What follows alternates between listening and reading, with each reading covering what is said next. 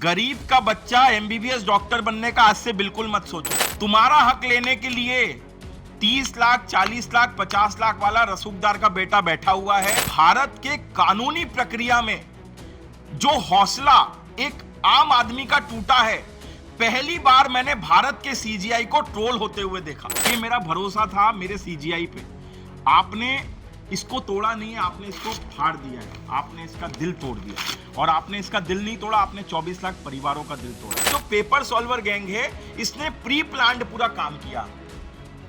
बाद में पेपर को सॉल्व किया गया, पीडीएफ में क्वेश्चन पेपर और आंसर की चिंटू नामक बच्चे के मोबाइल में भेजी गई। मुखिया के मोबाइल से यह बात क्लियर हो जाती है कि पेपर सीकर भी गया था, पेपर राजकोट भी गया था, और पेपर जो है वो साउथ में कोट्टायाम भी गया था, पेपर कोटा भी गया था, पेपर दिल्ली भी आया था।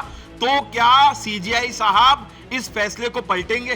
भारत का विपक्ष भी इस मुद्दे को अच्छी तरीके से नहीं उठा पाया, सिर्फ राजनीतिकरण हुआ। आप अगर इतनी बड़ी पार्टी हो, विपक्ष हो, तो आप अपने वकीलों को कहते। कपिल सिब्बल तो सुप्रीम कोर्ट बार एसोसिएशन के अध्यक्ष हैं, वो क्यों नहीं आए सामने? कपिल सिब्बल जी और मनु सिंघवी जी 24 लाख परिवारों को साथ दें और आप हमारे केस को स्ट्रॉन्ग तरीके से लड़ें। अगर नैतिकता सरकार में है तो ये बोले कम से कम टॉप 1,08,000 बच्चों का रीनीट कराते हैं। जो ये 30-35 हजार मुन्ना भाई होंगे, ये एग्जिट हो जाएंगे। नमस्कार, स्वागत है आपका ओटीएस में और मैं आपके साथ प्रशांत धीमान। 23 जुलाई दिन बुधवार एक फैसला आया जिसमें यह कह दिया गया कि रीनीट नहीं होगा। शाम 5 बजे तक बच्चे टकटकी लगाकर कोर्ट की सुनवाई सुनते रहे और शाम में सीजीआई चंद्रचूड़ ने कह दिया कि अब रीनीट नहीं होगा। कुछ बच्चों की आशा पर पानी फिर गया, वहीं कुछ बच्चे कह रहे हैं कि सही हुआ। इसी पर बातचीत करने के लिए जिन्होंने इस केस में पिटीशन फाइल किया था, हमारे साथ मौजूद हैं डॉक्टर भूपेन चौरसिया, जो सोशल एक्टिविस्ट हैं और लगातार एमबीबीएस से जुड़े बच्चों की या इस तरीके के जो मुद्दे होते हैं उनकी आवाज़ उठाते रहते हैं। तो इन्होंने पिटीशन फाइल किया था, सारा मुद्दा इनको पता है क्योंकि मैं लगातार इनको सुप्रीम कोर्ट में देखता था कि सुबह से शाम तक कार्रवाई में ये मौजूद होते थे और एक एक शब्द जो सीजीआई के मुंह से निकलता था उसको सुनते थे। तो भूपेन चौरसिया जी, बहुत बहुत स्वागत है आपका ओटीएस पर। भूपेन चौरसिया जी, पहले मैं ये पूछना चाहूँगा कि आपने पिटीशन फाइल किया, 38 पिटीशन पूरी थी, क्या सोच करके आपने पिटीशन को फाइल किया था? देखिए सर, इसमें ये पूरी लड़ाई 2 तरीके से लड़ी गई है। पहली लड़ाई हमने जब शुरुआत की तो पहले हमने जंतर मंतर पे अपना विरोध जताया, और पहले तो हमें ये एहसास ही नहीं था कि ये किसी तरीके का कोई मैनिपुलेशन हुआ है या कोई ओएमआर टेम्परिंग हुई है या कोई पेपर लीक हुआ है। मीडिया के माध्यम से ही हमें ये इनपुट मिला कि हाँ, हज़ारीबाग में या पटना में कुछ अनयूजुअल हुआ है।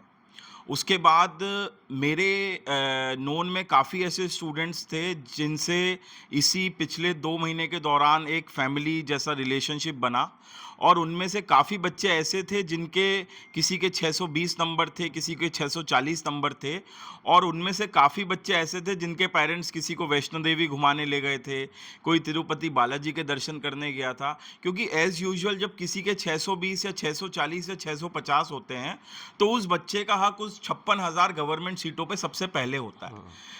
पहले तो मैं आपके दर्शकों को बताऊंगा कि भारत में हर साल लाखों लोग ये नीट का एग्ज़ाम देते हैं, और ये नीट का एग्ज़ाम इस बार तकरीबन 23,33,114 लोगों ने दिया था। और ये मापदंड होता है भारत में एमबीबीएस, बीएएमएस, आयुर्वेदिक, यूनानी, डेंटल, मतलब अगर किसी भी डॉक्टरी फील्ड में आपको एडमिशन लेना है, इवन फॉरेन में भी आपको एमबीबीएस करनी है, रशिया, चाइना या अब्रॉड में, तो भी मिनिमम क्राइटेरिया होता है आपका 50 परसेंटाइल, मतलब आप नीट क्वालिफाइड होने चाहिए। तो ये जो टॉपर का जो रैंक होता है, नंबर होता है, उसके हिसाब से 50 परसेंटाइल डिसाइड होता है। और इस बार जो नीट यूजी का जनरल कैटेगरी का कट ऑफ था वो 164 था। 164। तो बच्चे जब 620, 650 लाए तो उनके अंदर एक हर्ष था, उल्लास था, खुशी थी कि नहीं यार, इस बार तो मेहनत की। और कुछ बच्चे ऐसे थे जो अपने तीसरे या चौथे अटेम्प्ट में थे, तो उनको लगा कि यार चलो इस बार तो भगवान ने बेड़ा पार करा दिया। उसके बाद जब हमने ट्विटर पे कुछ ऐसे रिजल्ट ट्रेंड होते हुए देखे जो अनयूजुअल थे, जो प्रैक्टिकली पॉसिबल नहीं थे, क्योंकि 180 क्वेश्चन आते हैं। इसमें तकरीबन आप मान के चलें 45 बॉटनी के होते हैं, 45 जूलॉजी के होते हैं और 45 फिजिक्स के होते हैं, 45 केमिस्ट्री के होते हैं।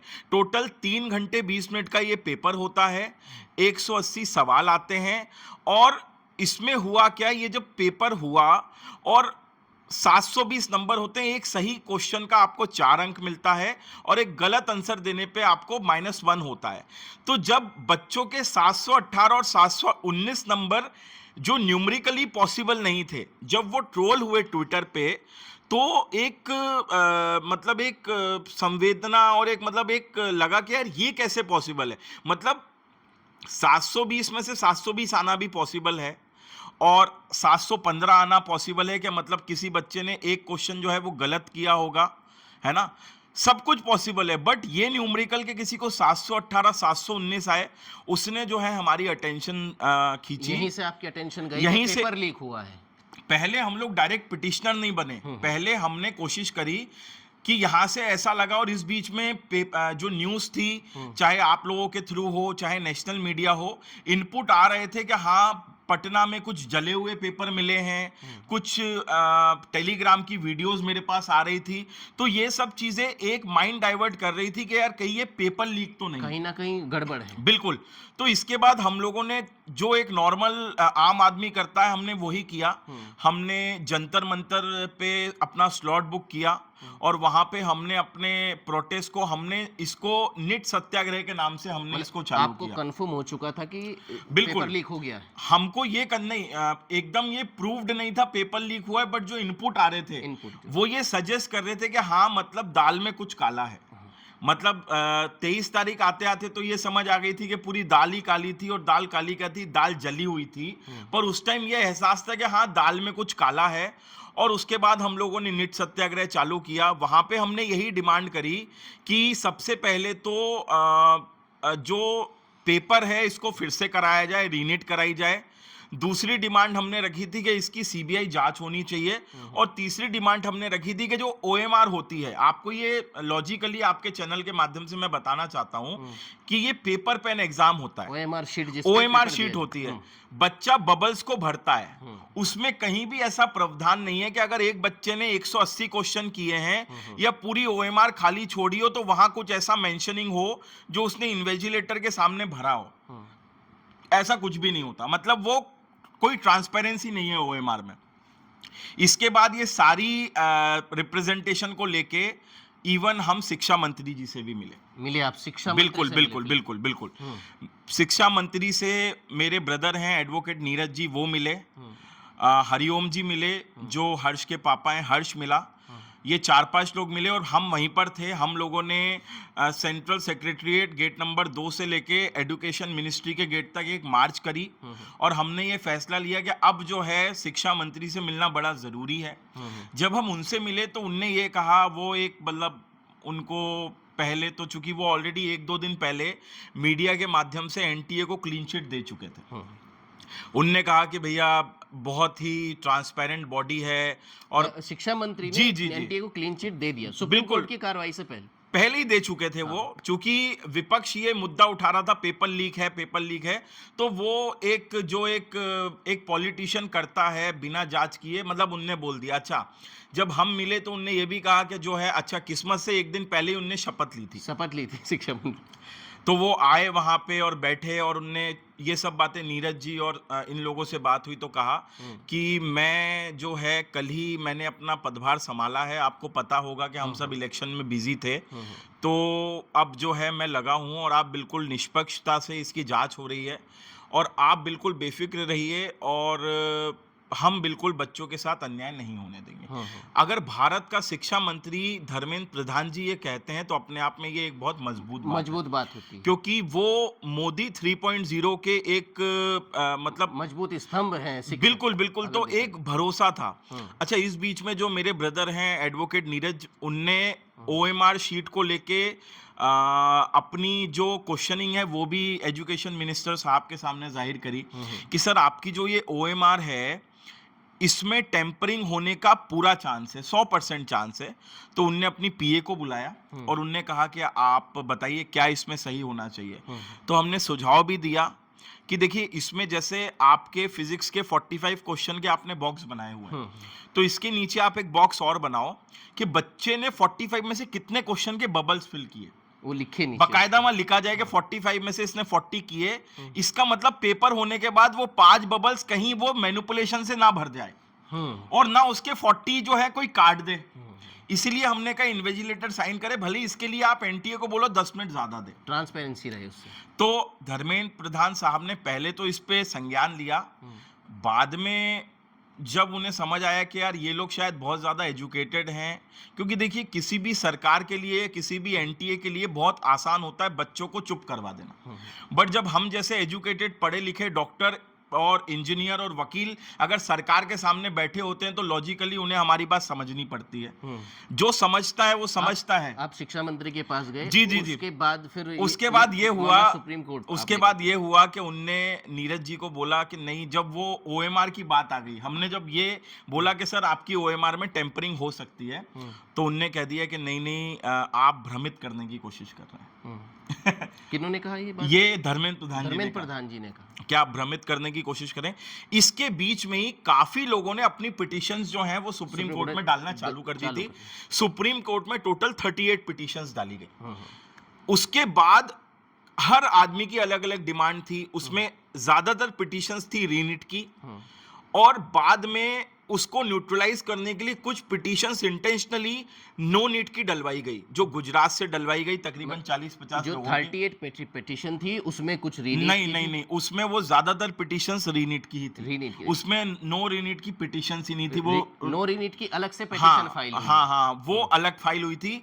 और मुझे थोड़ा सा इसमें ये लगा कि हम लोग सुप्रीम कोर्ट की दहलीज पे तकरीबन 15 से लेके 20 जून के बीच में पहुंच चुके थे, पर सुप्रीम कोर्ट ने डायरेक्टली 8 जुलाई की डेट दे दी कि 8 जुलाई तक हम इस पे कोई बात नहीं करेंगे, 8 जुलाई के बाद हम जो है इस पे मतलब सुनवाई करेंगे। बट सुप्रीम कोर्ट का एक वक्तव्य बहुत जरूरी है, जो बार बार मैंने मीडिया चैनलों पे बोला, जिससे मेरी आशा आकांक्षाएं जुड़ी थी कि 0.01% भी कहीं पे इनजस्टिस या कहीं पे कॉम्प्रोमाइज हुआ होगा एग्जाम, तो हम बच्चों को जस्टिस देंगे। हमने कहा बिल्कुल फेयर इनफ है। ये सुप्रीम कोर्ट ने बात कही है, ये सुप्रीम कोर्ट ने कहा था खुद अपने वक्तव्य में। और इस बीच में 6 जुलाई से काउंसलिंग स्टार्ट होनी थी। हमने सरकार से रिक्वेस्ट करी, सुप्रीम कोर्ट से भी रिक्वेस्ट करी कि आप काउंसलिंग को रोको, बट सुप्रीम कोर्ट ने उस टाइम मना कर दिया। बाद में ऑटोमेटिकली जो था ये कार्रवाई चलती रही, ये चलवा बिल्कुल। लेकिन उसके बाद आखिरी में फैसला आता बिल्कुल नहीं होगा। मैंने आपको वहाँ देखा था, आप भावुक भी हो रहे थे, आपके जैसे बहुत बच्चे थे जो रोते हुए वहाँ से बाहर आए। तो क्या इतनी उम्मीदें टूट गई हैं? सर देखिए, उम्मीद आदमी की उसी से टूटती है जिससे आपकी उम्मीद होती है। एक आम नागरिक होने के नाते मेरी उम्मीद या तो सरकार से होती है या विपक्ष से होती है, और अगर ये दोनों हमारी बात ना माने तो माननीय न्यायालय सुप्रीम कोर्ट से होती है। सरकार के पास गए, हमने कहा आप रीनेट कराइए, उनने कहा नहीं, जो को मैटर है वो कोर्ट में है। विपक्ष के पास हम लोग, मैं तो विपक्ष के पास नहीं गया, शायद बच्चे गए होंगे, पर कहीं ना कहीं भारत का विपक्ष भी इस मुद्दे को अच्छी तरीके से नहीं उठा पाया। सिर्फ राजनीतिकरण हुआ, पर किसी तरीके से उनका सपोर्ट नहीं हुआ। क्योंकि आज अगर कांग्रेस की बात करें तो कांग्रेस में बहुत बड़े बड़े नाम हैं, जैसे मनु सिंघवी जी हुए, कपिल सिब्बल हुए, सलमान खुर्शीद हुए, जो वकील हैं सुप्रीम कोर्ट के। देखिए, मैंने पहले दिन से ये क्लियर किया है कि हम एक मिडिल क्लास फैमिली बैकग्राउंड के हैं। जो पिटिशनर थे वो भी सब मिडिल क्लास फैमिली के थे। तो अभिषेक मनु सिंघवी अगर केजरीवाल के केस में 10 लाख हर हियरिंग लेते हैं तो हम तो 10 रुपए भी नहीं दे सकते थे। मतलब कांग्रेस विपक्ष का भी कोई ऐसा वकील नेता नहीं आया आते ना। देखिए, राहुल गांधी संसद के पटल में कह रहे हैं नीट में चीटिंग हुई, आपने बच्चों से मीटिंग भी करी, पर आप अगर इतनी बड़ी पार्टी हो, विपक्ष हो, तो आप अपने वकीलों को कहते। कपिल सिब्बल तो सुप्रीम कोर्ट बार एसोसिएशन के अध्यक्ष हैं, वो क्यों नहीं आए सामने?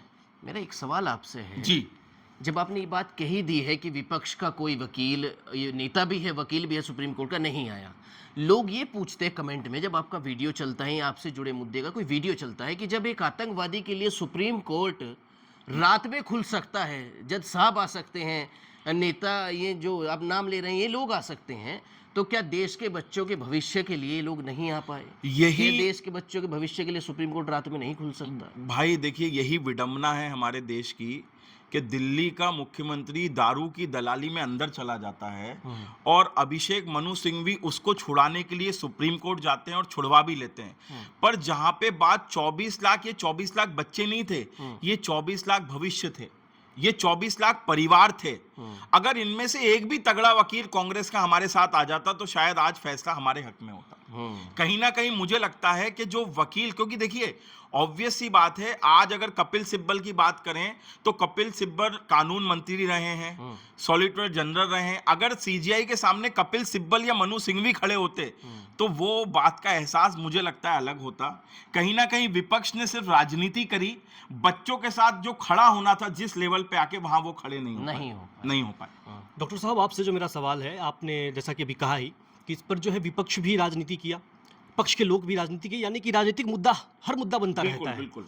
मैं जिस बिरादरी से आता हूं, पत्रकारिता वाले, इसमें भी बहुत से गेम हुए। इस पूरे नीट प्रकरण मामले में टीआरपी बनाई गई, ब्रेकिंग निकाली गई। लेकिन मैं दूसरा पक्ष जानना चाहता हूं। आप बच्चों के फैमिली से, बच्चों से आपका इंटरेक्शन होता है जी, उस भावनात्मक पक्ष को बताइए जो कहीं मीडिया में चला ही नहीं। उस हौसले की बात बताइए, उस मनोबल की बात बताइए जो इस फैसले के बाद टूट गया। ओटीएस जो उस दिन उस सुप्रीम कोर्ट के अंदर मौजूद था, उस परिसर में मौजूद था, जब बच्चे उस फैसले के बाद रोते हुए निकल रहे थे, आपका इंटरेक्शन होता है। आप उस भावनात्मक पक्ष के बारे में बताइए कि इस फैसले के बाद आपकी परिवार के लोगों से क्या बातचीत हुई, बच्चे से क्या बातचीत हुई? देखिए, मैं बच्चों से, परिवार से पहले दिन से जुड़ा हूँ। जब से ये फैसला आया है कि सुप्रीम कोर्ट ने रीनीट का फैसला जो है वो मानने से मना कर दिया है, आप मान के चलिए 24 लाख परिवारों का दिल टूट गया। और उस दिन सीजीआई साहब एक ऐतिहासिक फैसला सुना के भारत के स्वर्णिम इतिहास में अपना नाम दर्ज कराते, क्योंकि बिल्कुल सीजीआई ने सुप्रीम कोर्ट के पटल पे ऑन रिकॉर्ड कहा है कि पेपर लीक हुआ है। एनटीए के वकीलों ने कहा है पेपर लीक हुआ है। तुषार जी ने, जो सॉलिसिटर जनरल हैं गवर्नमेंट ऑफ इंडिया के, उनने माना पेपर लीक हुआ है। पर पेपर लीक की तीव्रता ज्यादा नहीं थी। अरे भाई, करप्शन तो करप्शन होता है, चोरी तो चोरी होती है, चाहे 10 रुपए की हो चाहे 10 करोड़ की हो। चीटिंग तो चीटिंग होती है, चाहे 1 सवाल की चीटिंग हो चाहे 180 सवाल की चीटिंग हो। तो सुप्रीम कोर्ट का यह पैमाना कि लीक सिर्फ पटना और हजारीबाग तक ही रहा, हमने 155 लोगों को आइडेंटिफाई कर लिया है, मुझे लगता है यह आई वॉश है। और भारत के कानूनी प्रक्रिया में जो हौसला एक आम आदमी का टूटा है, पहली बार मैंने भारत के सीजीआई को ट्रोल होते हुए देखा। सोशल मीडिया आप समझिए, CGI chief justice of India वो परमेश्वर कहलाता है। चंद्रचूड़ जी जब उस कुर्सी के बाहर है तो वो एक आम आदमी है, आपके और मेरे जैसे, पर जब वो उस कुर्सी पे विराजमान है तो वो 140 करोड़ लोगों के परमेश्वर हैं। जब 140 करोड़ लोगों को कहीं उनकी सुनवाई सरकार और विपक्ष में नहीं होगी, तो यह भारत के संविधान में अंबेडकर ने लिखा था कि आप माननीय न्यायालय के दरवाजे पे जाएंगे और आपको न्याय मिलेगा। पर मुझे लगता है 23 जुलाई को जो हुआ, जैसे मेरे भाई ने कहा, पत्रकार भाई ने, उस दिन न्याय के मंदिर में 24 लाख परिवारों के साथ अन्याय हो गया। आप चाहे कुछ भी ढकोसला दीजिए, आप चाहे आगे बोलिए कि काउंसलिंग होगी, सीबीआई जांच करते जाए, पर मैं सीजीआई और सुप्रीम कोर्ट के उस फैसले का आदर सम्मान करता हूं। पर जो फैसला आपने दिया वो बिल्कुल हास्यास्पद है, हंसने के योग्य है। और आपने 24 लाख परिवारों का दिल नहीं तोड़ा, आपने उनके सपनों को तोड़ा है। आपने उस यंग बच्चे को तोड़ा है जो एक मिडिल क्लास फैमिली से आता है, जो 16-16, 18-18 घंटे पढ़ रहा था। एक मिडिल क्लास का बच्चा जो 3 से 5 लाख की कमाई जिसके बाप की थी, मां की थी, और फिर भी उनने अपना पेट काट काट के बच्चे को कोटा पढ़ने भेजा। ये दिल्ली में आकाश या एलिन या और XYZ किसी इंस्टीट्यूट में भेजा। और ये सपना आज से नहीं देख रहा था, वो जब 9वीं में था, 10वीं में था, 11वीं में था, 12वीं में था। आप सोचिए उन बच्चों का क्या कसूर है जो पिछले साल इसी नंबर पे गवर्नमेंट कॉलेज के हकदार थे और इस बार वो प्राइवेट के भी हकदार नहीं है। सुप्रीम कोर्ट ये कहता है कि कोई ठोस सबूत नहीं मिला, तो जितने सबूत आपने दिए हैं या सीबीआई ने दिए हैं वो सबूत कम पड़ गए रीनीट कराने के लिए? देखिए, मुझे ऐसा लगता है यहाँ पे सीजीआई साहब का जो पक्ष था वो ये था, वो पहले दिन से कह रहे थे कि हम ये देखना चाहते हैं पेपर लीक का दायरा कितना है। एनटीए के वकील ने ऑन रिकॉर्ड कहा 23 जुलाई को कि पंकज कुमार नामक व्यक्ति हजारीबाग ओएसिस स्कूल के जो हॉल के अंदर ट्रंक रखा था उसके अंदर 8:10 पे एंटर करता है, ये उनका सीसीटीवी फुटेज कहता है, और 9:15 तक वो अंदर ही था। ट्रंक से उसने पेपर निकाला और उसका फोटो खींचा। पहली बात तो मैं कह रहा हूं, जिन लोगों को पता नहीं है मैं बताता हूं, ट्रंक में ऑटोमेटिक लॉक होता है, 2 लॉक होते हैं। एक लॉक ऑटोमेटिकली 1 बजे खुलता है जो एनटी अपनी तरफ से खोलता है, और एक लॉक है जिसको आरी से तोड़ा जा सकता है। तो एनटीए वाला लॉक कैसे टूटा? जो ऑटोमेटिक एनटीए वाला लॉक था वो कैसे टूटा, आप समझिए, इसमें वो समझने की कोशिश करिए। उसके बाद अच्छा, और ये सबको पता है, ये कोई उसी दिन की प्लानिंग नहीं थी। एम्स पटना के 4 मुन्ना भाई एमबीबीएस, रिम्स की एक बच्ची और भरतपुर मेडिकल कॉलेज के 2 बच्चे, ये 7 लोग हजारीबाग में मौजूद थे राजकुमार नामक आदमी के गेस्ट हाउस के अंदर। मतलब आप समझिए, ये जो पेपर सॉल्वर गैंग है इसने प्री प्लान्ड पूरा काम किया। बाद में पेपर को सॉल्व किया गया, पीडीएफ में क्वेश्चन पेपर और आंसर की चिंटू नामक बच्चे के मोबाइल में भेजी गई, और उसके बाद ऑन रिकॉर्ड पटना के 2 सेंटरों में और हजारीबाग के 2 सेंटरों में ये ट्रांसफर हुई व्हाट्सएप के थ्रू। सीबीआई ने कंक्लूसिव रिपोर्ट नहीं दी थी। सीजीआई ने जब ये पूछा क्या आपने उस फोन को ट्रैक किया, तो एनटीए के वकीलों के पास कोई जवाब नहीं था। उन्होंने कहा नहीं, फोन को हमारे पास आने से पहले नष्ट कर दिया गया। पर इंटेरोगेशन में यह बोला गया है कि नहीं, 4 जगह ही पेपर गया है। भाई साहब, आप एक हिस्ट्री शीटर बदमाश हो या आप एक हिस्ट्री शीटर पेपर लीकर हो, आप करोड़ों अरबों का व्यापार कर रहे हो, तो कैसे पॉसिबल है? आपने प्री प्लान करके 2-3 महीने पहले पूरे पेपर लीक को आपने एक रूप दिया, और ये पहली बार नहीं था कि आप ये पेपर लीक कर रहे थे। मुखिया ऑलरेडी काफी बार इस तरीके के पेपर लीक में इन्वॉल्व है, और ये कहीं ना कहीं मुखिया की गैंगी थी। चाहे राजीव रंजन उर्फ आपके रॉकी भैया हो जिनने पूरे सॉल्वर को इकट्ठा किया, चाहे आपका पंकज कुमार हो, ये वो लोग हैं जो मुखिया के बहुत नजदीकी थे, और ये प्रोफेशनल, इन लोगों का काम ही यही था। तो अब आप मुझे बताइए, बेनिफिट ऑफ डाउट, जब सीबीआई की कंक्लूसिव रिपोर्ट नहीं आई थी तो सीजीआई और सुप्रीम कोर्ट बच्चों को भी तो दे सकती थी। और आपको लगता था कि अगर 24 लाख बच्चों का एग्जाम करेंगे तो भारत की जो फाइनेंशियल कंडीशन है सरकार की, उस पर अफेक्ट पड़ेगा। छोड़ दीजिए, आप 13 लाख क्वालिफाइड बच्चों का कर देते। अरे वो भी छोड़ दीजिए, आप टॉप 2 लाख बच्चों का कर देते। उसमें ये जो 30-35-40 हजार मुन्ना भाई एमबीबीएस जो रसूखदार 30-40 लाख रुपए में चाहे तो पेपर खरीद के या ओएमआर सेटिंग करके घुसे थे, सर ये एग्जिट हो जाते।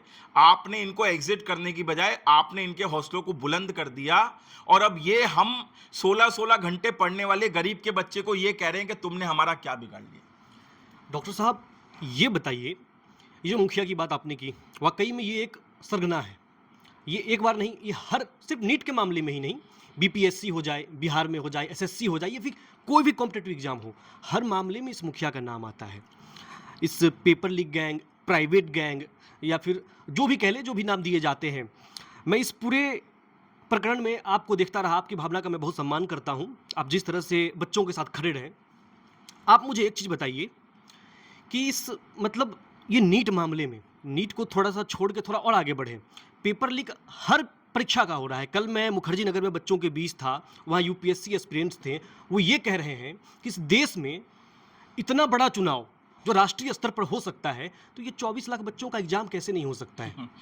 ये देखिए, आपने बहुत अच्छी बात करी है भाई, और मुझे ऐसा लगता है कि जिस वक्त पूरा भारत देश लोकसभा चुनाव में व्यस्त था, उसी बीच एनटीए के कुछ ऑफिशियल्स ने, कुछ करप्ट ऑफिसर्स ने 24 लाख बच्चों की जिंदगी बर्बाद कर दी मुखिया जैसे लोगों का साथ देके। मैं ये मानने को बिल्कुल तैयार नहीं हूं कि पेपर हजारीबाग ओएसिस स्कूल से लीक हुआ। थोड़ा सा इंटरप्ट करूंगा, ये कौन लोग हैं जो मुखिया का साथ दे रहे हैं और लगातार साथ दे रहे हैं? एक परीक्षा नहीं, बार बार परीक्षा हो रहा है। सर, अगर ये चीज सामने आ जाती तो मुझे लगता है आज वो सलाखों के पीछे होते। जब तक एनटीए के ऑफिशियल्स इन्वॉल्व ना हो इस तरीके की बड़ी पेपर लीक की घटना कभी भी नहीं हो सकती।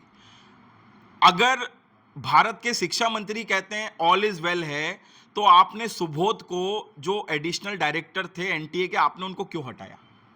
अगर सब कुछ ठीक चल रहा था।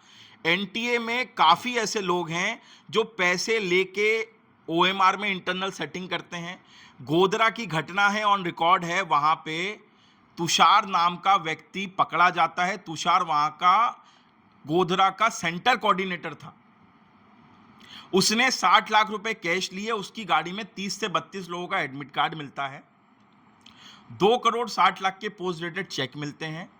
और जब पेरेंट्स से इंटरोगेशन होता है तो यह बताया जाता है कि हमें कहा गया था ओएमआर खाली छोड़ के आना।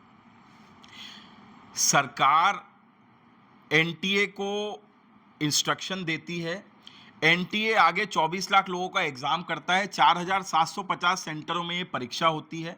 टोटल 569 सेंटर हैं इंक्लूडिंग 14 अब्रॉड सेंटर।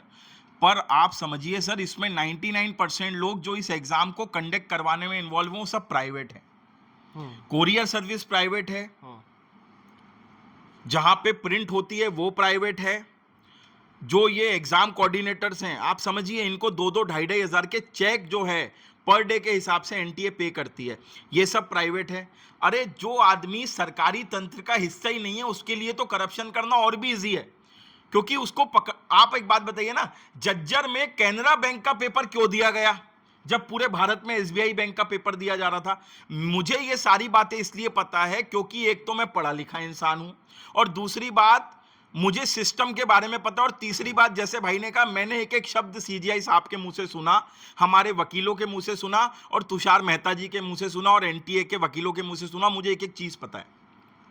सीजीआई साहब मेरी बात का जवाब दे दें, अगर सीबीआई 4 दिन बाद 5 दिन बाद मुखिया को पकड़ लेती है और मुखिया के मोबाइल से यह बात क्लियर हो जाती है कि पेपर सीकर भी गया था, पेपर राजकोट भी गया था, और पेपर जो है वो साउथ में कोट्टायाम भी गया था, पेपर कोटा भी गया था, पेपर दिल्ली भी आया था, तो क्या सीजीआई साहब इस फैसले को पलटेंगे?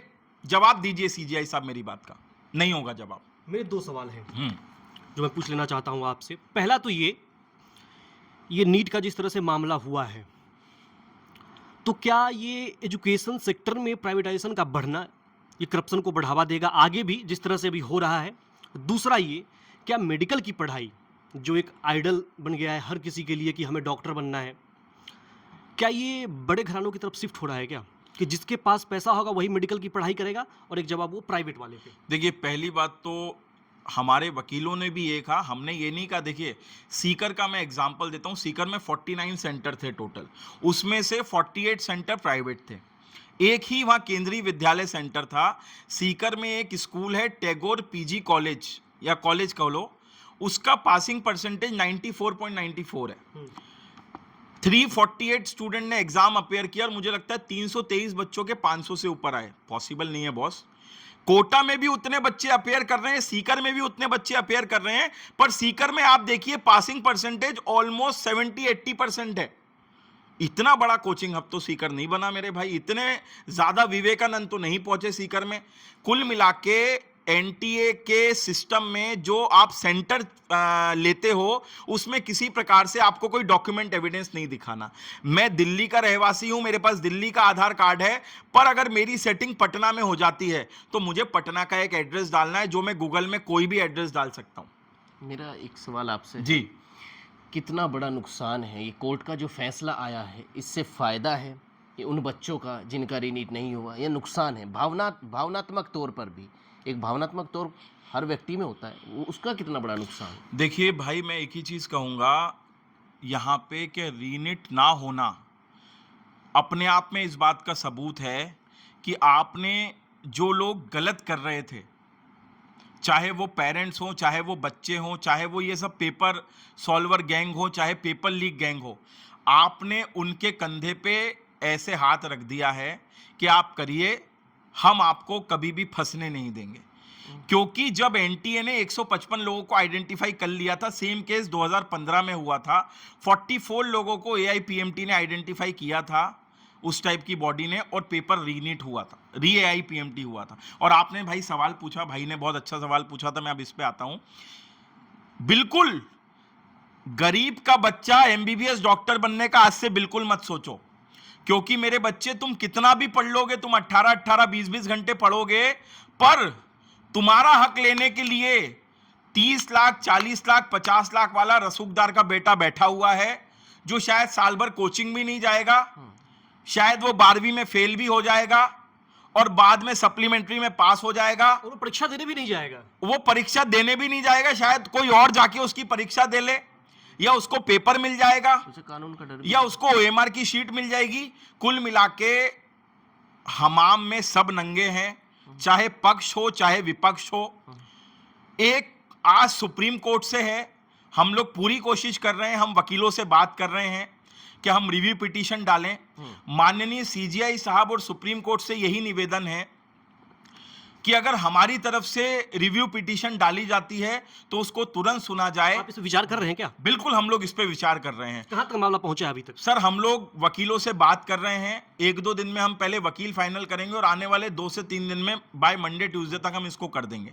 और हमारा ये निवेदन है सीजीआई साहब से कि हमारी याचिका पे गंभीरता से विचार किया जाए और कम से कम 2 लाख बच्चों का रीनीट करने का आप एक ऐतिहासिक फैसला दें। आपको 24 लाख परिवार एक और मौका देना चाहते हैं, क्योंकि आपकी छवि ईमानदार है, पर पहली बार ऐसा हो रहा है कि सीजीआई चंद्रचूड़ को बच्चे कह रहे हैं कि आपने हमारा हक मान लिया। ये अगली पिटीशन आप रिपिटीशन अगर फाइल करते हैं सुप्रीम कोर्ट में नीट को लेकर या रीनीट को लेकर, तो आप क्या चाहते हैं कि आपके साथ वहां पर कौन कौन खड़ा हो? देखिए मैं ये कहूँगा कि अगर हमारे केस में कपिल सिब्बल जी जैसे वकील हों, जो सुप्रीम कोर्ट बार एसोसिएशन के अध्यक्ष हैं, अगर अभिषेक मनु सिंघवी जैसे वकील हों, बिल्कुल नरेंद्र हुड्डा और हेगड़े सर भी इनको साथ में असिस्ट करें, पर अगर मनु सिंघवी सर और कपिल सिब्बल सर साथ में आके हमारे केस में खड़े हो जाएंगे रिपिटीशन में, तो मुझे लगता है कि हमारा केस बहुत मजबूत होगा। और आपके जो ऑन द स्पॉट चैनल के माध्यम से मैं ये आग्रह करता हूं इन सारे बड़े बड़े वकीलों के, जो अपने आप को स्टूडेंट का मसीहा कहते हैं, कि अगर आप में सच में 24 लाख परिवारों को हक दिलाने के आपके अंदर एक दम है और आप सच में उनके लिए अच्छा सोचते हैं, तो मैं आपके चैनल के माध्यम से उनसे निवेदन करता हूं, आग्रह करता हूं कि हम लोग रिव्यू पिटीशन डालना चाहते हैं। हम आपसे संपर्क करने की कोशिश कर रहे हैं, संपर्क नहीं हो पा रहा है।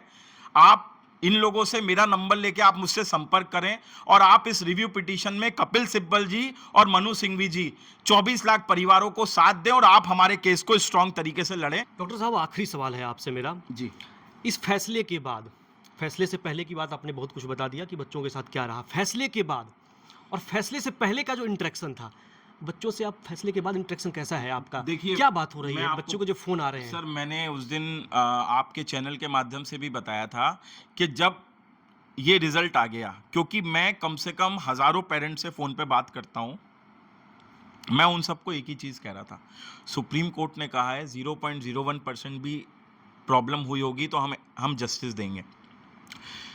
हजारीबाग और पटना के इंसिडेंट से 0.0% से ज़्यादा बहुत कुछ इस्टेब्लिशमेंट हो गया था। उसके बाद सुप्रीम कोर्ट का नकार देना, ऑब्वियस सी बात है, लाखों पेरेंट्स का दिल टूट गया, बच्चों का दिल टूट गया। और मैंने ये कहा सुप्रीम कोर्ट में, मैंने बाइट भी दी कि दिल तोड़ने वाला फैसला है। बस यही कहूँगा, बच्चे अंदर से टूटे हुए हैं। काफ़ी बच्चों से बात हुई जिनको परसों रात को भी नींद नहीं आई, कल रात को भी नींद नहीं आई। पेरेंट्स परेशान हैं क्योंकि बच्चा 3 साल 4 साल से सिर्फ एमबीबीएस डॉक्टर बनने का सपना देख रहा है, 640 650 नंबर भी लेके आया है। और अब एक और चीज़ इसमें हो गई है, वो जो एक क्वेश्चन जिसका बेनिफिट ऑफ डाउट बच्चों को मिला था, वो एक क्वेश्चन जब एनसीईआरटी, एक बात बताइए, एनसीईआरटी तो आप ही की किताब है।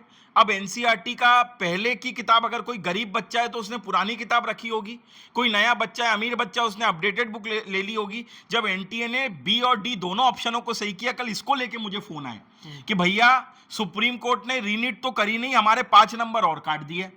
मतलब जो बच्चा पहले 5 नंबर आगे था, अब वो 5 नंबर पीछे है। बच्चे कह रहे रीनीट तो छोड़ो भैया, एक और मार झेलेगा वो। 5 नंबर की मार है सर, 5 नंबर। आप समझिए, 1 नंबर पे हजार रैंक हैं। मतलब एक बच्चा जिसको शायद पहले ये उम्मीद थी कि चलो शायद मुझे कुछ मिल जाए, अब वो उस उम्मीद से भी बाहर है। मतलब आप एक बात बताइए, एक प्रश्न पे सीजीआई ने पूरे 2 घंटे बर्बाद कर दिए। एक प्रश्न पे आप आईआईटी दिल्ली तक पहुंच गए, और जब 24 लाख परिवारों की बात थी तो आपने क्या कहा? कुछ नहीं हुआ जी, सब ऑल वेल है, कोई दिक्कत नहीं है। बहुत शर्म की बात है सीजीआई साहब, आप भी एक इंसान हो, ह्यूमन एरर आपसे भी हो सकती है। प्लीज आप इस पे विचार करें और सरकार भी विचार करे। ऐसा कहीं कानून में नहीं लिखा अगर सुप्रीम कोर्ट ने मना कर दिया तो सरकार फैसला नहीं ले सकती। अगर सरकार को, और ये बिल्कुल प्रूव्ड है सीबीआई की रिपोर्ट में कि पेपर लीक हुआ है, अगर नैतिकता सरकार में है तो ये बोले कम से कम टॉप 1,08,000 बच्चों का रीनीट कराते हैं। जो ये 30-35 हजार मुन्ना भाई होंगे ये एग्जिट हो जाएंगे। और मैं आपके चैनल के माध्यम से आखिरी में यही कह के बात खत्म करूंगा कि मैंने इस तरीके से, मेरे को कॉन्फिडेंस था सर कि मैंने इस तरीके की चिटें भी बना ली थी। ये देखिए, आप इसको देखिए, thanks supreme court and CGI for justice given to 23 lakh families and their members. ये देखिए, मतलब आप समझिए मेरे को सीजीआई साहब पे अंधा भरोसा था। सत्यमेव जयते, रीनीट फॉर, मैंने बस ये जगह खाली छोड़ी थी कि कितने लोगों के लिए करेंगे। 13 लाख 23 लाख तो मैं यहां लिख दूंगा। ये देखिए, सत्यमेव जयते, फाइनली रीनीट। ये मेरा भरोसा था मेरी सुप्रीम कोर्ट पे, ये मेरा भरोसा था मेरे सीजीआई पे। आपने इसको तोड़ा नहीं है, आपने इसको फाड़ दिया है, आपने इसका दिल तोड़ दिया। और आपने इसका दिल नहीं तोड़ा, आपने 24 लाख परिवारों का दिल तोड़ा है। बहुत बहुत धन्यवाद डॉक्टर चौरसिया, आपका हमें समय देने के लिए बहुत बहुत धन्यवाद। Thank you very much. अभी आप सुन रहे थे ओटीएस का ये इंटरव्यू, जिसमें हमारे साथ बैठे हुए थे doctor Bhupen Chaurasia, social activist, जो इस पूरे मामले में बच्चों के साथ खड़े थे। बहुत से टीचर कोटा से आए, बहुत से ऐसे नामी टीचर थे जो इस पूरे प्रकरण में जो है सो बच्चों के साथ आए, लेकिन डॉक्टर चौरसिया जो है आखिरी दिन तक, फैसले के समय तक सुप्रीम कोर्ट परिसर में खड़े रहे। उन बच्चों के पास वो मीडिया पहुंच पा रहा है या नहीं, जो उनके आंसू नहीं दिखा पा रहा। तो कहीं ना कहीं जिस तरीके से कहा कि सुप्रीम कोर्ट हो या सरकार हो, एक बार फिर से इस पर विचार कर सकती है। ओटीएस लगातार इस मुहिम को चलाता रहेगा, आगे बढ़ाता रहेगा, और ऐसी कहानियां नीट से जुड़ी हुई आप तक ज़रूर पहुंचाएगा। फिलहाल इस वीडियो में बस इतना ही। नमस्कार।